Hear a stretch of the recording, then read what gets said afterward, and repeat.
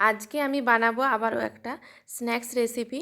এটা বাচ্চাদের টিফিনে কিংবা সকালের ব্রেকফাস্টেও কিন্তু বানানো যায়, আর চায়ের সাথে কিন্তু খেতে এটা খুবই ভালো লাগে। আজকে বানাচ্ছি চিজ ভেজিটেবল কাটলেট। খেতে কিন্তু খুবই মজার লাগে এটা, আর বানানোও কিন্তু খুবই সহজ। আমি ভেজিটেবল কাটলেট বানাবো যেহেতু, তাই কিন্তু আমি ভরে ভরে প্রচুর যত ভেজিটেবল আছে মানে সব রকমের ভেজিটেবল আমি এখানে নিয়েছি। আর আমি এখানে কিন্তু নিয়েছি চিঁড়ে, হাফ কাপ মতো চিঁড়ে নিয়েছি। চিঁড়েটাকে খুব ভালো করে জল দিয়ে ধুয়ে নিচ্ছি। ধুয়ে তারপর যে জলটা থাকবে ওটাতেই কিন্তু এটা নরম হয়ে যাবে, ভিজে এটা রেস্টে থাক, ততক্ষণে এটা নরম হবে। আর আমি এদিকে কিন্তু সবজিগুলোও কেটে নিয়েছি। দেখুন চিঁড়েটা কিন্তু 5 মিনিট ছিল, তাই কিন্তু চিঁড়েটা অনেকটা নরম হয়ে গেছে। চিঁড়ের মধ্যে দিয়ে দিচ্ছি 1 চামচ মতো দই।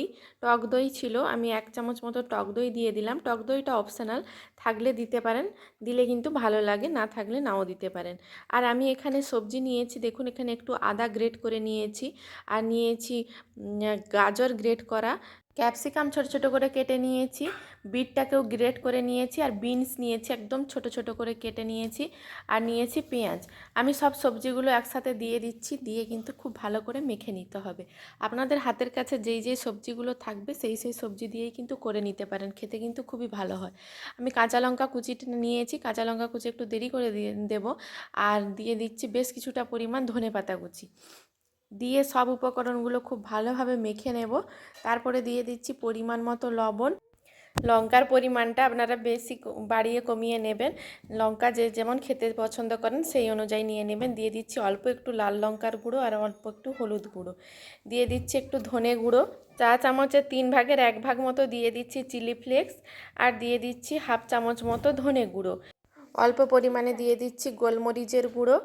বাড়িতে সবারই কিন্তু সব উপকরণগুলো অ্যাভেলেবেল থাকে, আমি সেই অনুযায়ী নিয়ে নিচ্ছি। আর এখানে নিয়েছি আমি ওই রাঙা আলু সেদ্ধ করে নিয়েছিলাম, সেগুলোই ম্যাশ করে দিয়ে দিচ্ছি। আপনাদের কাছে যদি রাঙা আলু না থাকে তাহলে কিন্তু এমনি নর্মাল আলুকেও কিন্তু সেদ্ধ করে ম্যাশ করে দিতে পারেন। সব উপকরণগুলো বেশ ভালোভাবে মেখে নিচ্ছি। আমি মেখে কিছুটা তুলে নিয়েছি, তারপরে দিলাম কাঁচা লঙ্কা কুচি, দিয়ে আবারও ভালো করে মেখে নিয়ে হাফ চামচ মতো দিয়ে দিলাম সরষের তেল। আর আমি এখানে কিন্তু সব মেখে নিলাম। চিজ নিয়েছি বাটিতে করে, তো চিজটা যা আপনারা চাইলে দিতেও পারেন, ভেতরে দিলে কিন্তু খুবই ভালো লাগে, আর চাইলে নাও দিতে পারেন। এইভাবে গোল গোল একটু মন্ড মতো বানিয়ে নিচ্ছি। তারপর হাতের সাহায্যে একটু চ্যাপ্টা মতো করে নিয়ে ভেতরে একটু বাটির মতো গর্ত করে নিচ্ছি, আর চিজটা ভেতরে দিয়ে দিচ্ছি। একটু ভরে ভরে বেশি করেই চিজ দিয়ে দেব, যাতে খেতে কিন্তু খুবই ভালো লাগে। চিজ দিয়ে তারপরে কিন্তু মুখটা বন্ধ করে দিয়ে গোল বলের মতো আবার বানিয়ে নিয়ে একটু হালকা করে চাপটা মতো বানিয়ে নেব, তার কাটলেটের মতো শেপটা যেন থাকে।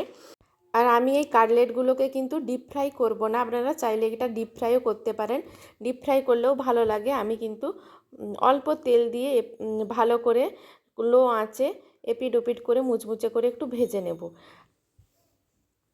ঠিক যেইভাবে আমি করে নিচ্ছি এইভাবে একটু করে নেবেন। তারপরে এই দেখুন হাতের সাহায্যে একদম কাটলেটের মতো করে নিচ্ছি। একটা আমার রেডি হয়ে গেল, এইভাবে কিন্তু আমি বাকিগুলোও করে নিচ্ছি। দেখুন সবকটা আমার করা হয়ে গেছে। এরপর আমি একটা ঘোল বানিয়ে নিয়েছি, যেই মিক্সিং বোলের মধ্যে আমি কিন্তু ওই ভেজিটেবলের এগুলো রেখেছিলাম, ওর মধ্যেই আমি নিয়েছি 1 চামচ মতো কর্নফ্লাওয়ার, আর নিয়েছি অল্প জল। দিয়ে আমি মেয়েরগুলো প্রথমে আমি কোটিং করে দেখিয়ে দিচ্ছি, তারপরে কিন্তু আমি আমাদেরগুলো করে নেব। প্রথমে এই ঘোলের মধ্যে ডুবিয়ে নিতে হবে, কর্নফ্লাওয়ারের যে ঘোলটা আছে তার মধ্যে ডুবিয়ে নিয়ে তারপরে কিন্তু ব্রেড ক্রাম্বস নিয়েছি, ব্রেড ক্রাম্বসে কোট করে নেব। ব্রেড ক্রাম্বস নিয়েছি, আপনারা চাইলে ব্রেড ক্রাম্বস নাও নিতে পারেন, এমনি আপনারা ওই কাটলেটগুলোকে অল্প তেল দিয়ে ভেজেও খেতে পারেন অথবা ডিপ ফ্রাইও করতে পারেন। দেখুন আমি সব কাটলেটগুলো কিন্তু ব্রেড ক্রাম্বসে কোট করে নিয়েছি, তারপর কড়াইতে অল্প তেল দিয়েছি, দেখেই বুঝতে পারছেন একদম অল্প পরিমাণে তেল দিয়েছি, তেলটা বেশ ভালোই গরম হয়ে গিয়েছে। তারপর এক এক করে কিন্তু আমি এই কাটলেটগুলো দিয়ে দিচ্ছি। তো আমি এখানে ফ্রাইং প্যান নিতে পারেন, ফ্রাইং প্যানে কিন্তু অনেকগুলো করে হয়ে যায়।